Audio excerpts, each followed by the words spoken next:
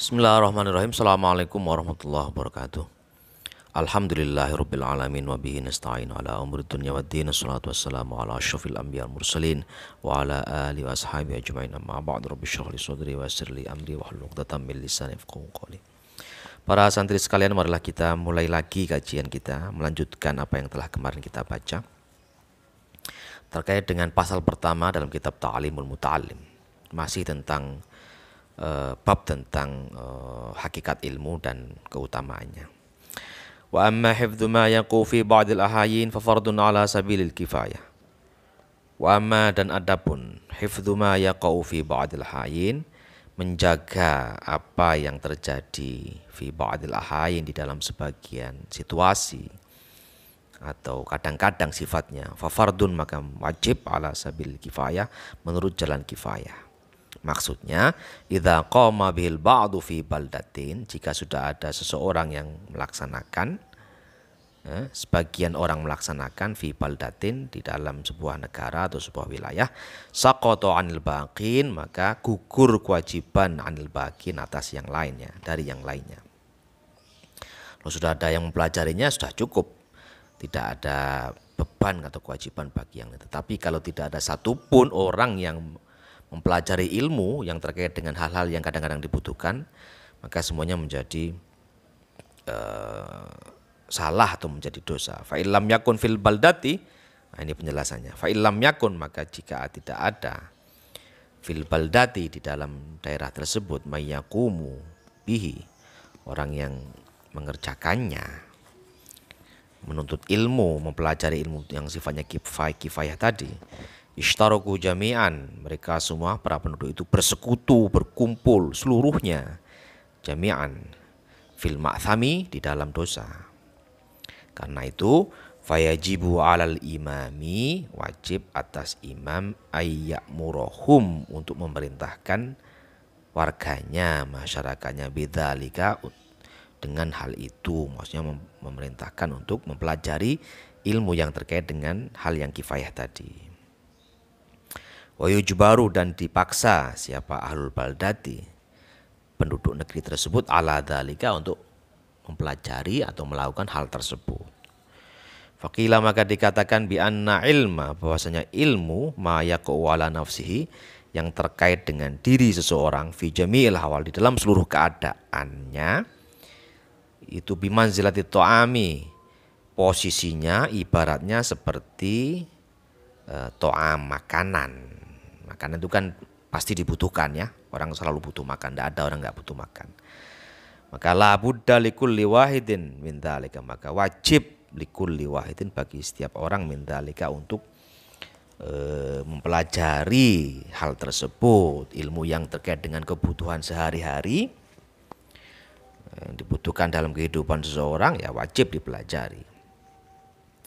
Wa ilma ma yaqu fi bahdil ahayin, adapun dan ilmu, wa ilma dan ilmu ma yaqa, yang terkait fi ba'dil ahayin, dengan sebagian keadaan, kadang-kadang, bimanzilatid dawai, itu posisinya seperti obat, yahtaju ilaihi fi ba'dil awqat, membutuhkan kepada obat tersebut orang fi ba'dil awqat, di dalam sebagian waktu saja, tidak setiap waktu, tidak seluruh waktu dia butuhkan, hanya sebagian waktu saja, kadang-kadang, yaitu terutama kalau seseorang itu mengalami sakit. Wa ilman nujumi, dan ilmu nujum, astrologi, bimanzilatil maradi, posisinya seperti penyakit ya, seperti sakit. Fata'allumu haramun, maka mempelajari ilmu nujum itu haram mempelajari ilmu nujum, ilmu astrologi. Kenapa? Li'annahu, karena sesungguhnya ilmu nujum itu yadurru, membawa mudarat, membahayakan, wala yanfa'u, dan juga tidak bermanfaat. Kadang-kadang kan orang mempelajari ilmu nujum atau astrologi itu kan untuk memperkirakan nasib seseorang, membaca nasib seseorang. Nah itu seperti penyakit, haram kita karena itu mempelajarinya.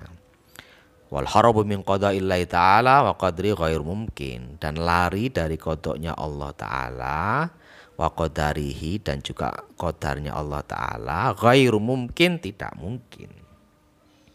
Jadi biar orang melihat nasib dirinya diramal, dikira-kira, diprediksi, kemudian dia mempelajari ilmu nujum, ilmu astrologi, ya percuma saja. Karena orang nggak mungkin dia lari dari kodoknya Allah, qadarnya Allah itu.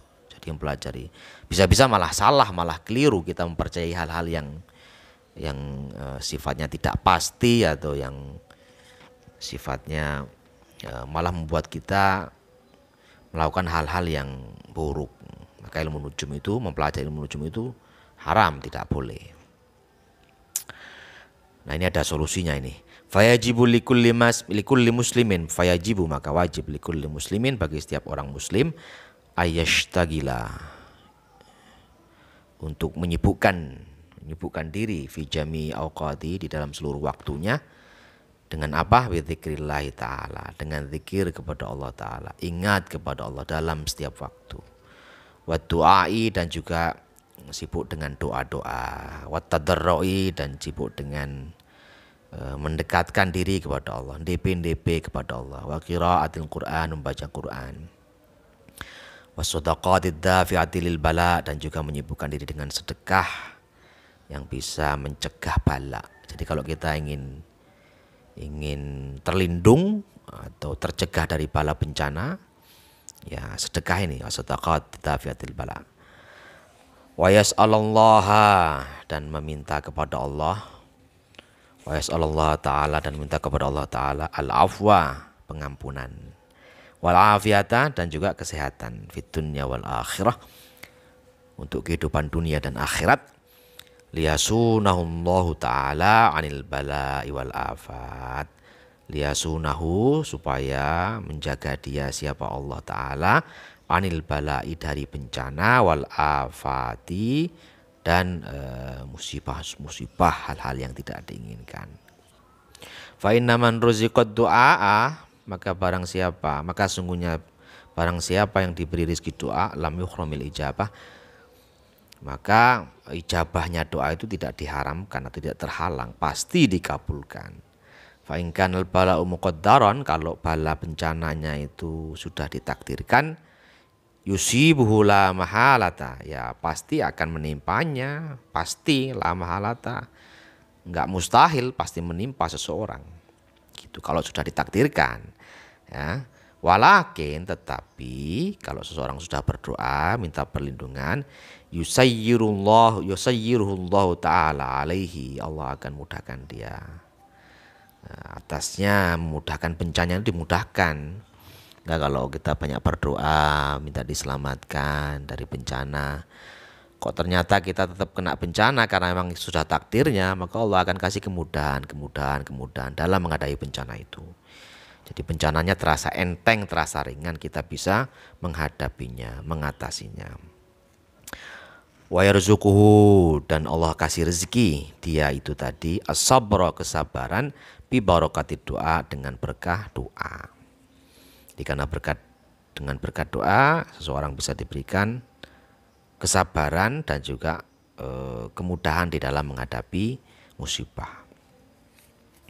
Allahumma illa idza ta'allama minan nujumi. Allahumma illa ini menunjukkan sesuatu yang jarang kalau di kitab-kitab.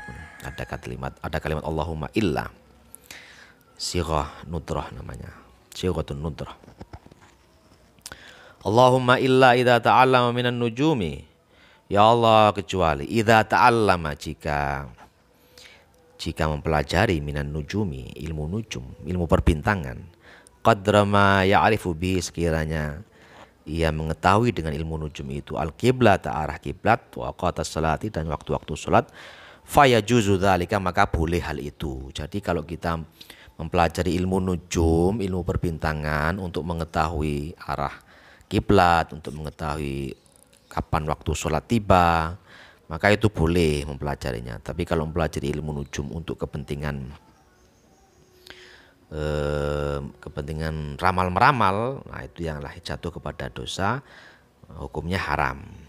Wa amma ta'allumu ilmi tibbi, dan adapun mempelajari ilmu kedokteran, fayajuzu, maka boleh, Li'annahu, karena sungguhnya ilmu kedokteran itu sababun, mempelajari ilmu kedokteran itu adalah seperti mempelajari sebab minal asbabi, dari asbab-sebab. Fayajuzu, maka boleh ta'allumuhu, mempelajari ilmu kedokteran itu kasairil asbabi, seperti mempelajari seluruh sebab-sebab, jadi boleh. Rujukannya ini, faqad tadawan nabiyyu sallallahu alaihi wasallam, maka sungguh Nabiullah Muhammad sallallahu alaihi wasallam itu tadawa, mencari obat. Rasulullah pernah mencari obat, jadi boleh mempelajari ilmu kedokteran atau ilmu pengobatan itu. Waqad hukiya an Syafi'i rahimahullahu, dan sungguh telah dihikayatkan atau telah diceritakan dari Syafi'i rahimahullahu, semoga Allah merahmati Syafi'i, annahu, bahwasanya Syafi'i qala, berkata, Syafi'i pernah berkata begini, al ilmu ilmani, ilmu itu ada dua macam. Jadi Syafi'i mengkategorikan ilmu, mengklasifikasikan ilmu menjadi dua.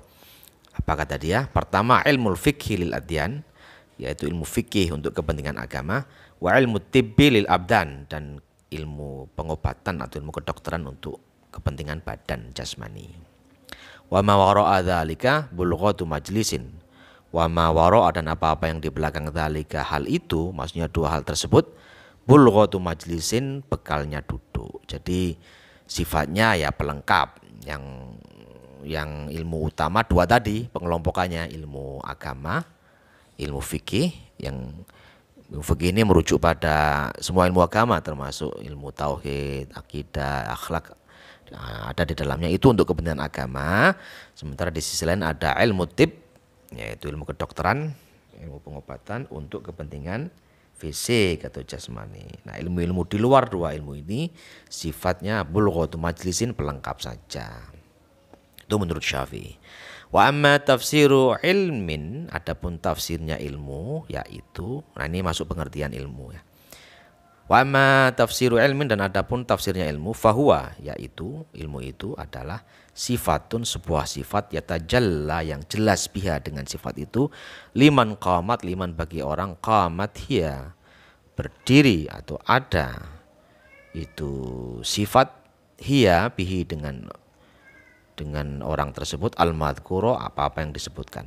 Maksudnya begini, ilmu itu adalah suatu sifat yang kalau orang menguasai ilmu itu atau sifat itu, maka akan menjadi jelas hal-hal yang terkait dengan sifat tersebut. Misalnya kita mempelajari ilmu kedokteran, kalau kita menguasai kedokteran, maka akan menjadi jelas hal-hal yang terkait dengan kedokteran.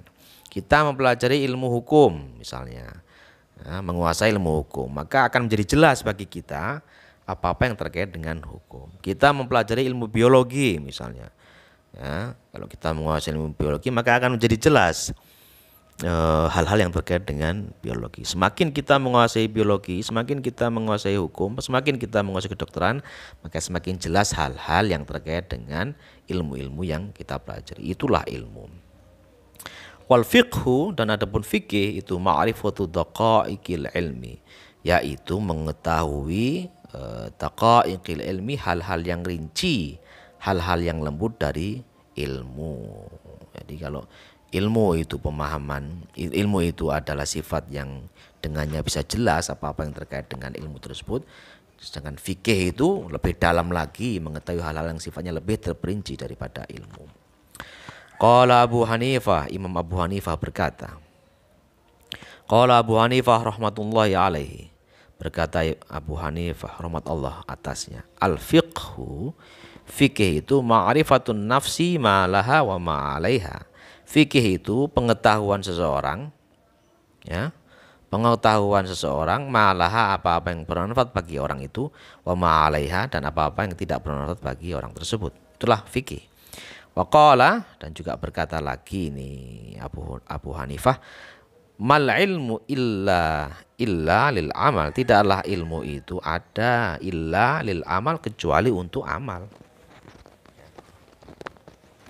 Jadi ilmu itu tidak ada ilmu kecuali untuk diamalkan, lil amal bihi, mal ilmu illa lil amal bihi, tidak ada ilmu kecuali untuk diamalkan dengannya. Wal amalu bihi, Dan amal dengannya itu tarkul ajil lil ajil, meninggalkan al ajil itu hal-hal yang berorientasi pada dunia, lil ajil untuk kepentingan akhirat. Jadi kalau kita punya ilmu, maka orientasi kita haruslah selalu orientasi akhirat. Ilmu itu untuk kepentingan akhirat.